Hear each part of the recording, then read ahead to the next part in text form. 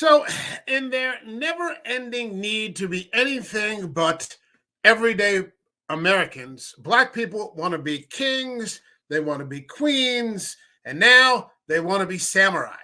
So, let's just get right into the idiocy.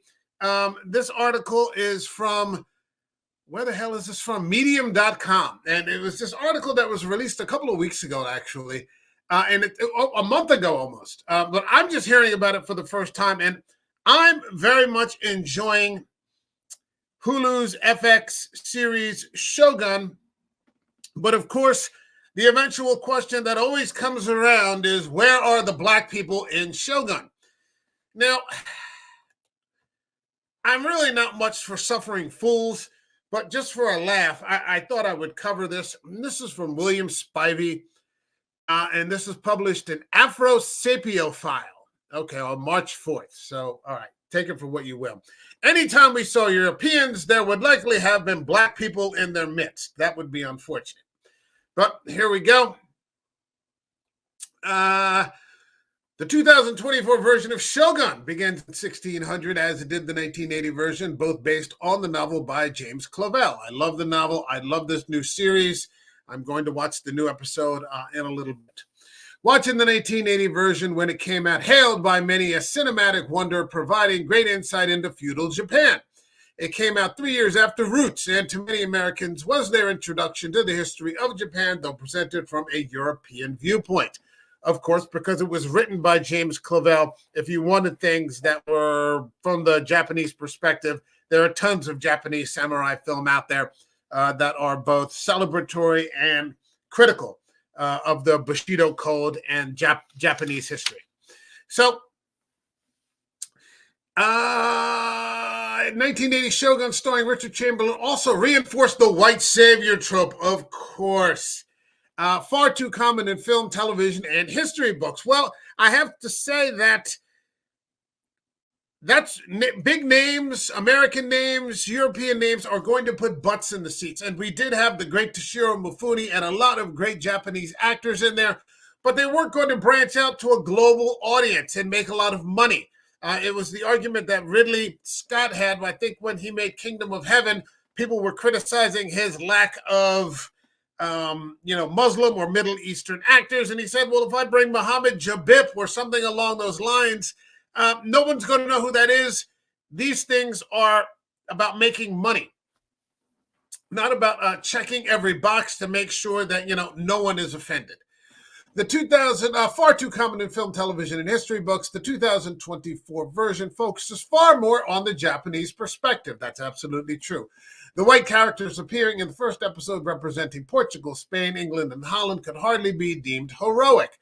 However, the character John Blackthorne, now played by Cosmo Jarvis, is already a pivotal figure and will be a hero, along with several Japanese characters. Others are already praising the new 10-part series as a cultural sea change for the 1980 version. I ask the question now that I naively didn't ask in 1980, where are the Black people? Well, it's in fucking Japan. When people put out Black Panther, they didn't ask, where are the Japanese people? Did they? No. It is a compulsion. These sorts of conversations are just compulsions. And people just can't help themselves. This never-ending narcissism fueled by low self-esteem to have this overwhelming need to be included in everything. I don't ask out of a desire to see representation when it wasn't historically accurate. Well, I seriously doubt that. I think that's exactly why you asked. I inquire because there were Black people in Japan in 1600 and before, though Japan could teach Florida a thing or two about rewriting history. I have Clavell's novel. There are no Black people in the novel, so I don't know why they would be in the TV series. According to multiple sources, one of the early real-life shoguns, Sakanui no Taramura Moro, was Black, though denied by others. Okay. There is consensus he was something other than pure Japanese, and he is often considered descended from the Ainu, the darker-skinned indigenous but not Black people of northern Japan who are subjected to forced assimilation and colonization. There's that word again, assimilation, colonization. So we've got the woke trying to infiltrate Shogun now. Historian Mark Ham described a statue of honor of Tamura Maro in his book. As seen in the temple where he was honored, Maro's statue was taller than his fellow contributors. His hair was curly and tight. His eyes were large and dark-set and brown. His nostrils were flared. His forehead higher. His jaws thick and slightly protruded. And if he was around, he'd probably punch this idiot author in the face. The statue of Tamura Maro at Kiyomizu-dera is normally closed to the public since its construction in 778. Kiyomizu-dera has been plagued by numerous fires and rebuilt several times. The current statue has none of the Negroid features described by Hyman. Many researchers have documented the suggestion and existence of Africans in Japan. Lord Jesus, take the wheel. I'm half black myself. I have no idea why people constantly need to... Like, you don't see blacks from other countries doing this sort of thing, inserting themselves. Well, I mean, with the immigration problem, it's one thing. But this idiotic sort of desire to just have to insert yourself everywhere, one dating back 22,000 years near Osaka, where much of the Shogun series took place. The oldest Stone Age hut in Japan had been unearthed near Osaka. Archaeologists date the hut back to about 22,000 years ago and say it resembles the dugouts of African Bushmen. Other homes almost as old have been found before, but this discovery is significant because the shape is cleaner, better preserved, and similar to the African dugouts. Jesus Christ. The probable number of Negroes who reached the shores of Asia may be estimated somewhere by the wide area over which they were found in that continent. Historians tell us that at one time Negroes, these are some Negroes, boy, were found in all of the countries of southern Asia bordering the Indian Ocean along the east coast as far as Japan. There are many interesting stories told by these who reached that distant land, which at that time was called Sapanga. One of the most prominent characters in Japanese history was a Negro warrior named Sakanuye Tamura Mara. And here's another one.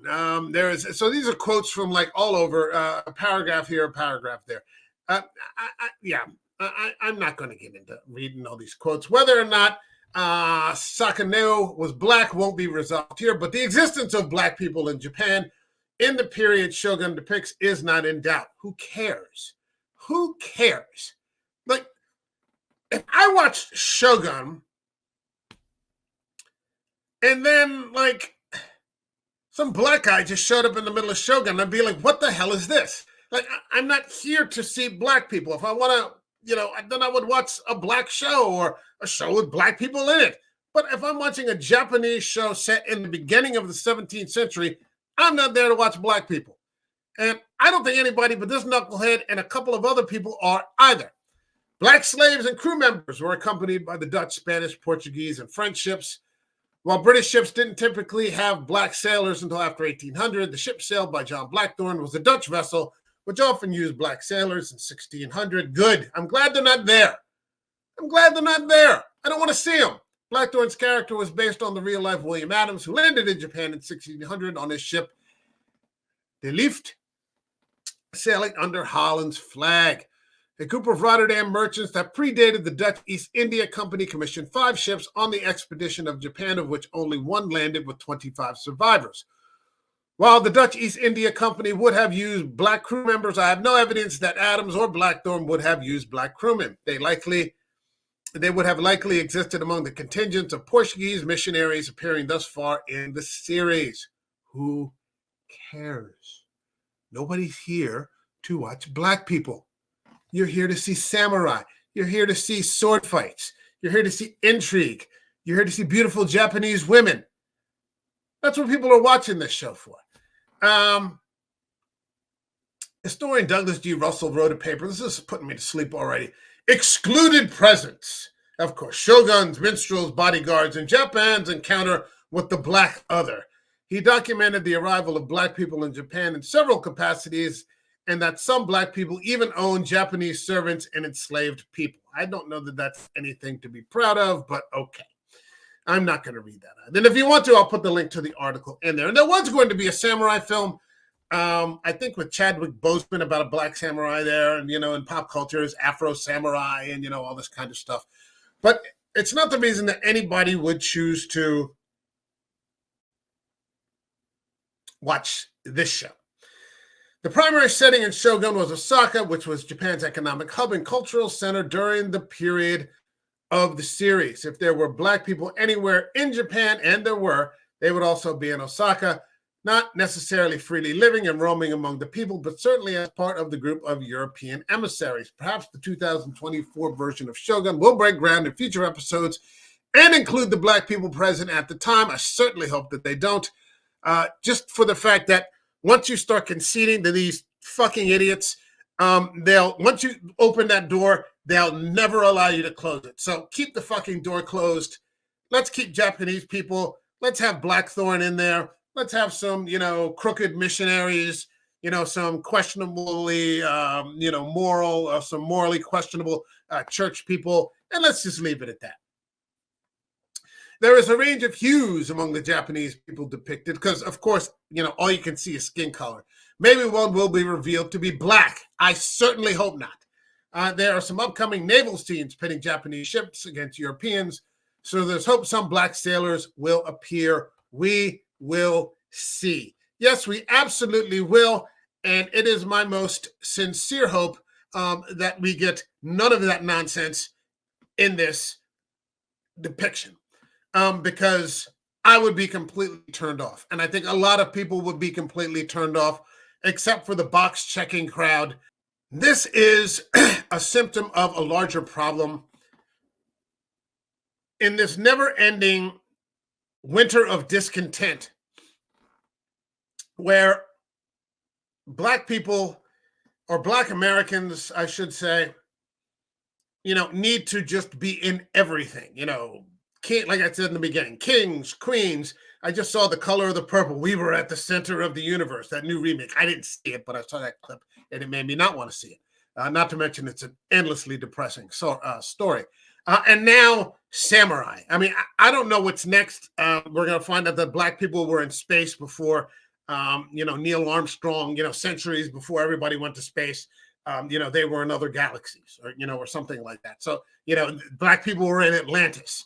Living under the ocean, and, these sorts of things. So, it isn't enough. It's never enough. That's the whole point, actually. That's a perfect summary. It's never enough. All right, so I'm going to go watch some Shogun, hopefully not see any black people. That's my video. Like this video. Leave a comment. Let me know what you think. Do you need to see black people in Shogun? If so, why? Do you want to avoid that like the plague? If so, why? Subscribe to the channel. I will see you all in the next video. All right, God bless you. Bye-bye.